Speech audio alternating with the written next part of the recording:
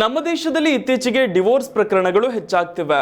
ಅದರಲ್ಲೂ ಭಾರತದಲ್ಲಿ ಅತಿ ಹೆಚ್ಚು ವಿಚ್ಛೇದನ ಪ್ರಮಾಣ ಹೊಂದಿರುವ 8 ರಾಜ್ಯಗಳ ಪಟ್ಟಿ ಬಿಡುಗಡೆಯಾಗಿದ್ದು ಕರ್ನಾಟಕವೂ ಇದೆ. ಹಾಗಿದ್ರೆ ಡಿವೋರ್ಸ್ ವಿಚಾರದಲ್ಲಿ ಕರ್ನಾಟಕಕ್ಕೆ ಎಷ್ಟನೇ ಸ್ಥಾನ, ಯಾವ್ಯಾವ ರಾಜ್ಯಗಳಲ್ಲಿ ಡಿವೋರ್ಸ್ ಹೆಚ್ಚಿದೆ ನೋಡೋಣ. ಅಂದಹಾಗೆ ಮಹಾರಾಷ್ಟ್ರ ದೇಶದಲ್ಲೇ ಅತಿ ಹೆಚ್ಚು ಡಿವೋರ್ಸ್ ಪ್ರಮಾಣ ಹೊಂದಿರುವ ನಂಬರ್ 1 ರಾಜ್ಯ. ಇಲ್ಲಿ ವಿಚ್ಛೇದನ ಪ್ರಕರಣಗಳು ತೀರಾ ಹೆಚ್ಚಿದ್ದು 18.7%.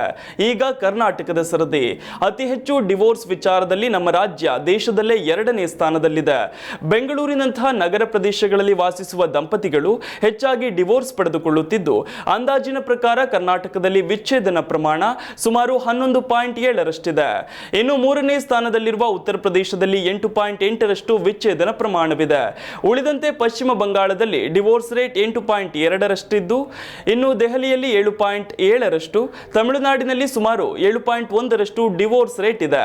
ಇನ್ನು ತೆಲಂಗಾಣದಲ್ಲಿ 6.7%, ಕೇರಳದಲ್ಲಿ 6.3% ಡಿವೋರ್ಸ್ ರೇಟ್ ಇದೆಯಂತೆ. ಈ ಮೂಲಕ ಮಹಾರಾಷ್ಟ್ರದಲ್ಲಿ ಅತಿ ಹೆಚ್ಚು ಡಿವೋರ್ಸ್ ಪ್ರಕರಣಗಳಿದ್ದು, ಕರ್ನಾಟಕ ಅತಿ ಹೆಚ್ಚು ವಿಚ್ಛೇದನ ಪ್ರಮಾಣ ಹೊಂದಿರುವ ರಾಜ್ಯಗಳ ಪೈಕಿ 2ನೇ ಸ್ಥಾನದಲ್ಲಿದೆ.